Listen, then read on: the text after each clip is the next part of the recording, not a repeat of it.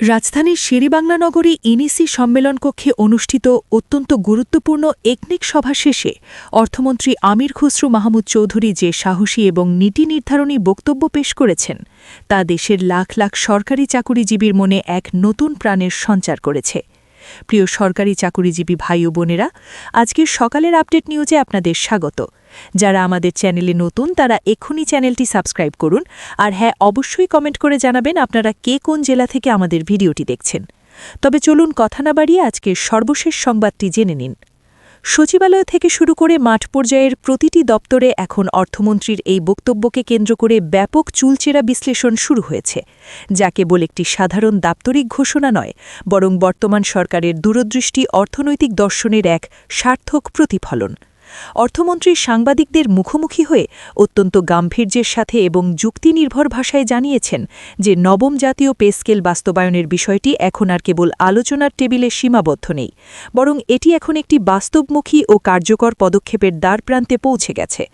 তিনি অত্যন্ত স্পষ্টভাবে উল্লেখ করেন যে পে স্কেল একটি অতি সংবেদনশীল জাতীয় ইস্যু এবং এখানে আবেগ ও যুক্তির এক নিপুণ মেলবন্ধন প্রয়োজন, যেখানে কেবল সরকারি কর্মকর্তা ও কর্মচারীদের ব্যক্তিগত স্বার্থই জড়িত নয়, বরং এর সাথে ওতপ্রোতভাবে জড়িয়ে আছে রাষ্ট্রীয় অর্থনীতির সামগ্রিক সক্ষমতা ও জাতীয় বাজেটের এক বিশাল ভারসাম্য।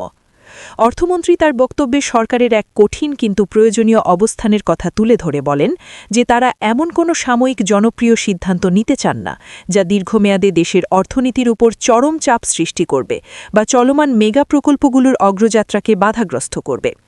একনেক সভায় পে স্কেল প্রসঙ্গটি অত্যন্ত গুরুত্বের সাথে আলোচিত হয়েছে এবং সেখানে উপস্থিত সকল নীতি নির্ধারক একমত হয়েছেন যে দেশের চলমান অবকাঠামো উন্নয়ন এবং সামাজিক নিরাপত্তা কর্মসূচির জন্য বরাদ্দকৃত অর্থের যথাযথ ব্যবস্থাপনা নিশ্চিত করেই কর্মচারীদের ভাগ্যোন্নয়নে কাজ করতে হবে। অর্থমন্ত্রীর ভাষায় পে স্কেল মানে কেবল কিছু বাড়তি টাকা পকেটে আসা নয়, বরং এটি একটি গভীর রাষ্ট্রীয় কাঠামোগত সংস্কারের অংশ। এখানে প্রশাসনিক দক্ষতা বৃদ্ধি করা এবং কর্মচারীদের কাজের প্রতি নতুন উদ্দীপনা সৃষ্টি করা যেমন জরুরি, তেমনি জনসেবার মান উন্নয়ন এবং রাষ্ট্রীয় ব্যয়ের মধ্যে একটি সুস্থ সামঞ্জস্য বজায় রাখাও অপরিহার্য। তিনি আরও বলেন যে সরকার এমন একটি আধুনিক ও বৈষম্যহীন কাঠামো তৈরি করতে চায় যেখানে একদিকে সরকারি চাকুরিজীবীরা তাদের ন্যায্য সম্মান ও আর্থিক নিরাপত্তা পাবেন এবং অন্যদিকে রাষ্ট্রের রাজকোষও যেন কোনোভাবেই অস্থিতিশীল না হয়ে পড়ে। এই দীর্ঘ প্রতীক্ষিত সংস্কারের সবচেয়ে চমকপ্রদ তথ্যটি হল এটি একযোগে বাস্তবায়ন না করে মোট ৩ পৃথক ধাপে কার্যকর করা হবে, যা মূলত দেশের অর্থনৈতিক স্থিতিশীলতা বজায় রাখার একটি বিচক্ষণ কৌশল। অর্থমন্ত্রী আজ ঘোষণা করেছেন যে এই বহুল আলোচিত পে স্কেলের প্রথম ধাপের আনুষ্ঠানিক প্রজ্ঞাপন বা গ্যাজেট আগামী ১২ মার্চ ২০২৬ তারিখে জারি করা হবে। এই তারিখটি চাকুরিজীবীদের জন্য একটি ঐতিহাসিক মাইলফলক হিসাবে চিহ্নিত হয়ে থাকবে, কারণ এর মাধ্যমেই নতুন বেতন কাঠামোর যাত্রা শুরু হবে। তিনি দেশের বর্তমান বিশ্ব অর্থনৈতিক পরিস্থিতির কথা মনে করিয়ে দিয়ে বলেন যে বিশ্বব্যাপী অর্থনৈতিক অস্থিতিশীলতা এবং মুদ্রাস্ফীতির যে চাপ রয়েছে তার মধ্যে ডলার সংকট ও আমদানি ব্যয় বৃদ্ধির চ্যালেঞ্জগুলো মোকাবেলা করে সরকারকে অত্যন্ত সতর্কতার সাথে পা ফেলতে হচ্ছে। পে স্কেল বাস্তবায়ন যদি অপরিকল্পিতভাবে করা হয় তবে তা কেবল বাজেট ঘাটতিই বাড়াবে না, বরং ভবিষ্যতে দেশের শিক্ষা ও স্বাস্থ্য খাতের মতো মৌলিক উন্নয়ন প্রকল্পের গতিকেও শ্লথ করে দিতে পারে। সে কারণেই সরকার তড়িঘড়ি না করে অত্যন্ত সুশৃঙ্খল এবং পরিকল্পিতভাবে পর্যায়ক্রমিক বাস্তবায়নের পথে হাঁটার সিদ্ধান্ত নিয়েছে, যা প্রকারান্তরে রাষ্ট্রের দীর্ঘমেয়াদী স্থায়িত্ব নিশ্চিত করবে। অর্থমন্ত্রী আরও জানান যে প্রস্তাবিত এই নতুন বেতন কাঠামোটি ইতিপূর্বেই বিভিন্ন উচ্চ পর্যায়ের কমিটি ও বিশেষজ্ঞ দলের নিবিড় পর্যালোচনার মধ্য দিয়ে গেছে। এখানে প্রশাসনিক কাঠামোর গ্রেড ভিত্তিক বেতন বৈষম্য দূর করা এবং পদমর্যাদা অনুযায়ী সুযোগ সুবিধা ও পদোন্নতির জটিলতাগুলো নিরসন করার জন্য আলাদাভাবে গাণিতিক বিশ্লেষণ করা হয়েছে। তিনি বিশেষ গুরুত্ব দিয়ে বলেন যে সরকার কেবল কেন্দ্রীয় সচিবালয়ের শীতাতাপ নিয়ন্ত্রিত কক্ষের কর্মকর্তাদের কথা ভাবছে না, বরং মাঠ পর্যায়ের একজন সাধারণ কর্মচারীর জীবনযাত্রার ব্যয় এবং তার পরিবারের আবাসন ও চিকিৎসা সংকট মতো বাস্তব সমস্যাগুলোকেও নীতি নির্ধারণী পর্যায়ে সর্বোচ্চ গুরুত্বের সাথে বিবেচনায় নেওয়া হয়েছে। এর মাধ্যমে এটি স্পষ্ট হয় যে সরকার পে স্কেলকে কেবল একটি কাগজে কাঠামো হিসেবে দেখছে না, বরং একে সাধারণ মানুষের বাস্তব জীবনের সাথে সম্পৃক্ত একটি মানবিক নীতিগত সিদ্ধান্ত হিসেবে প্রতিষ্ঠিত করতে চাইছে। অর্থমন্ত্রী আরও উল্লেখ করেন যে পে স্কেল বাস্তবায়নের ক্ষেত্রে সামাজিক ভারসাম্য রক্ষার বিষয়টি অত্যন্ত গুরুত্বপূর্ণ, কারণ বেতন বৃদ্ধি পেলে স্বাভাবিকভাবেই বাজারে তার একটি মনস্তাত্ত্বিক প্রভাব পড়ে, যা দ্রব্যমূল্য ও বাসাভাড়া বৃদ্ধিতে ইন্ধন যোগাতে পারে।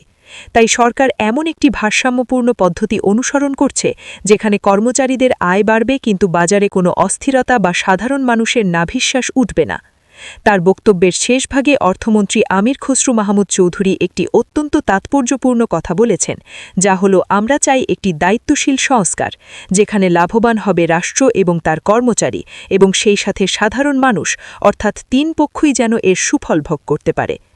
একনেক সভার পর অর্থমন্ত্রীর এই বক্তব্য প্রশাসনের অন্দরমহলে এক নতুন আশার আলো জ্বালিয়ে দিয়েছে এবং সরকারি কর্মকর্তা ও কর্মচারীদের একটি বড় অংশ মনে করছেন যে সরকারের এই স্পষ্ট অবস্থানের মাধ্যমে পে স্কেল এখন কেবল কাগজে প্রতিশ্রুতি থেকে বাস্তবে রূপ নেওয়ার পথে এক ধাপ এগিয়ে গেল। রাজনৈতিক বিশ্লেষকদের মতে সরকারের এই সুচিন্তিত অবস্থান একটি পরিণত রাষ্ট্রীয় দৃষ্টিভঙ্গির প্রতিফলন, যেখানে জনপ্রিয় ও সস্তা আবেগের চেয়ে টেকসই উন্নয়ন এবং অর্থনৈতিক স্থিতিশীলতাকে সমান গুরুত্ব দেওয়া হয়েছে।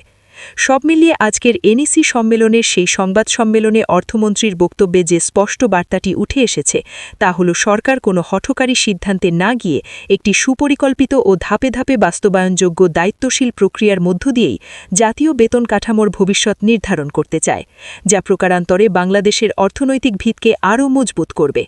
চাকুরিজীবীরা এখন অধীর আগ্রহে আগামী 12 মার্চের দিকে তাকিয়ে আছেন, যখন তাদের ভাগ্যের নতুন দলিলটি আনুষ্ঠানিকভাবে আলোর মুখ দেখবে এবং তাদের দীর্ঘ প্রতীক্ষার অবসান ঘটবে। ভিডিওটি খুবই জরুরি, তাই দয়া করে সবার সাথে ভিডিওটি শেয়ার করতে ভুলবেন না। আর নতুন ভিডিও আপডেট পেতে এক্ষুনি চ্যানেলটি সাবস্ক্রাইব করুন।